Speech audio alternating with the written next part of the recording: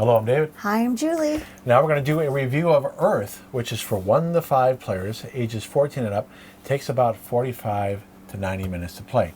Now it takes about 90 minutes with 2 players. I think it might take longer with higher player counts. I think so. So in this game, you're racing to score the most points. In the normal rules, you're trying to get out a 4x4 grid of flora and terrain. The green cards are flora. This card here is terrain. But when you watch her playthrough, we have a variant. And in the variant, we're only playing a 3x3 grid. Normally it would be a 4x4, so imagine you'd have another row here and another row here. And that's when the game ends, is when a player completes a 4x4 grid. Now when you watch the variant, we play that it's a 3x3 grid, and when you have fauna cards here, which are objectives, we reduce it by half for 2 players. So even though it says here, get 6 flora cards out, each with 4 sprouts on it, that would be in a normal rules. We reduce it in half and round up, so that when a player completes 3 flora cards with 4 sprouts on it, then they get the victory condition, they meet the objective. We play the side of the board. We're not racing to score points. Whether you complete it first or second, each player gets 10 points. On the other side, it shows a 10, a 7, I think a 5. So whoever gets it done first before other players gets more points. So the variant is we do a 3x3 grid. We play with the fauna cards here. We reduce it in half for 2 players. We don't know what you would need to do for 3, 4, or 5 players. We don't play with ecosystem cards. We do play with each player getting 2 islands and 2 climate and picking which one they want to play with. So you get points in the game if you're not familiar with Earth. You get points for having sprouts. Each sprout is worth 1 point. Every flora card here is worth so many points. So getting this one out, for instance, is worth 2 points. It costs so much soil to get out, and if you can have up to 4 sprouts on it. So if you had 4 sprouts on here and you grew your trees to 6 high, you would get 7 points plus 2 and up to 4 sprouts. So this card could be worth up to 13 points. And then it gives you abilities as the game progresses. There's 4 different actions you can take when you're playing the game. You can plant flora and terrain. Here you can compost, which means that you're going to get soil, which you need to place cards.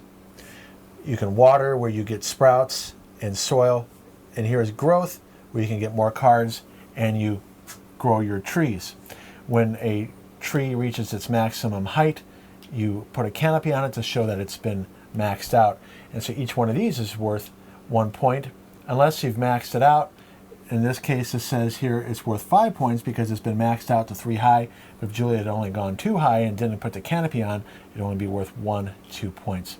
So you're going to add up all the cards, the values, points from objectives, and then you have your personal compost where you'll be discarding cards, and each one of these is worth 1, and whoever has the most points wins. So watch our playthrough of our variant. If you want to play a quicker version of the game, that's the only way we will play it, and it does come across in our review here. So let's take a look at how we reviewed it. By the way, we first saw this at Dice Tower West in March, and we were like, I don't know about this. So we didn't back it on Kickstarter, and we kept on hearing how good it was. So okay, let's try it. Yes. So we tried it. It works fine in the 4x4 grid if you want to play a 90-minute game. We're not interested in playing a game that long. No. So that is going to affect our rating here.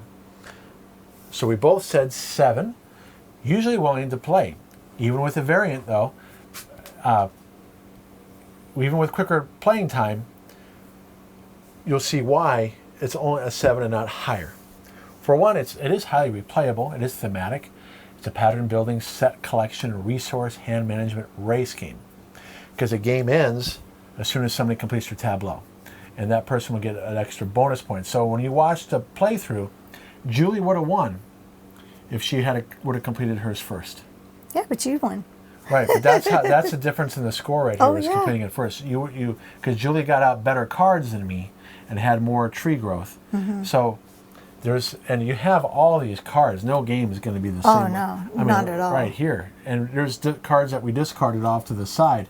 That we still haven't even touched. We haven't, that we didn't even touch. So it's beautiful art. I mean, when you play this, it inspires you to go, oh, that's pretty cool. Yeah. It would be nice to see that in real life. And you get to learn about it too. It gives you like a little. Right. Let me show that. I forgot about that. What do you call it? A little story about it.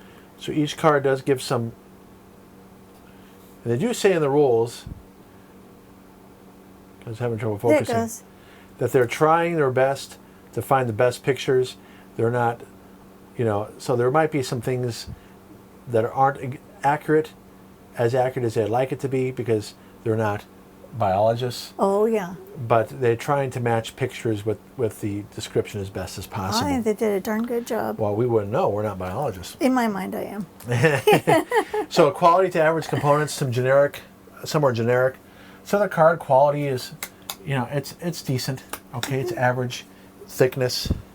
Okay, the only problem is they warp a little bit. Yeah. But they will hold up to frequent play. This is kind of cool, the trunks, but then you have some boring cubes. Yeah. Here, the soil is this little cardboard. It's decent thickness, but it's kind of boring. I like the little hats. These boards are nice and thick, but they warp.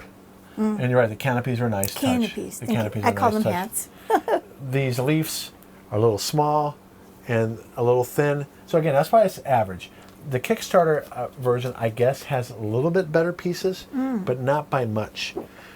Okay, the turns are active, which is nice. Gameplay here is that when a player selects an action here, so if I select planting, I put my piece here, I'll get to plant 2 cards if I have enough soil to do it, and then the other players all get to plant something if they want.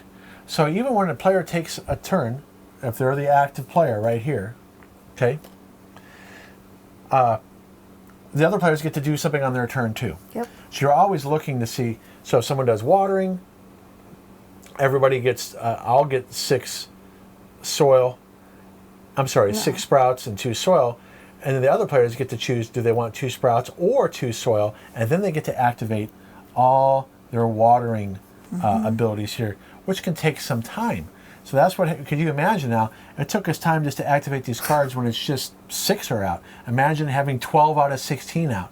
And that's why it will take more than 90 minutes, I think, with higher player count. But the turns are active. It is low player interaction and AP prone. So meaning that once you start drawing cards, you're going to be looking at, okay, what cards do I want to add, especially when you have something like this, where you have a card that gives you bonuses. Oh, you know what? I forgot to add that bonus in, so I actually had more points. Oh, good for you. I had 6 more points for the bonuses. Nice, nice. Because I had mushrooms in this row. So you see here these little brackets. If you get mushrooms in that row, or it could be something like this where it's in a column, the arrows would be at top right there. You get bonus points.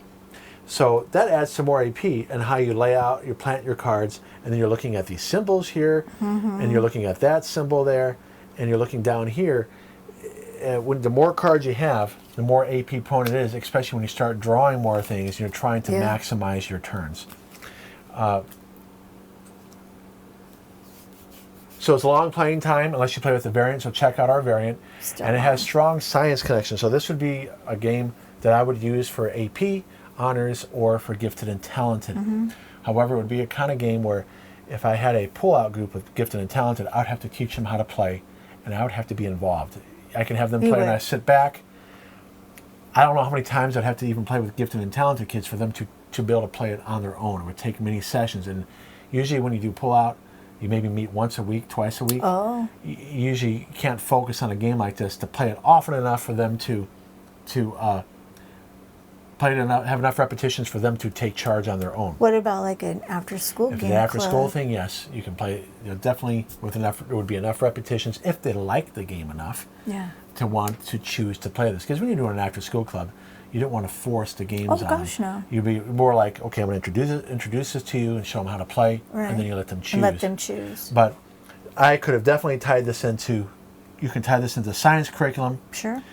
It just comes down to, though, because there's so much going on here that I would have to game master it.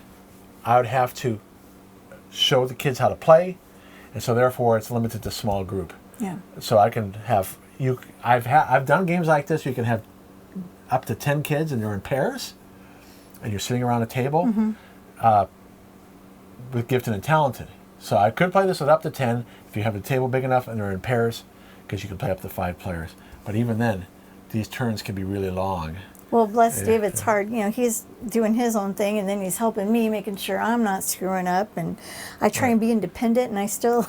But there's some great science connection to this. This is that you just have to game master it as the teacher in the right conditions. Yeah. I would not even try this in a regular classroom. Oh, gosh, no. Or a total class situation where I could have 5 different copies up and expect the kids to play it right. Good luck on that. No. I wouldn't even try it, and I've been doing this for decades. I've never been a teacher, and I still wouldn't even try it. Okay, so what do you have to say?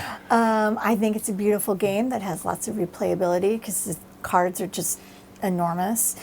I think the art is just so pretty. I think the components are nice. They're fun. You took it away.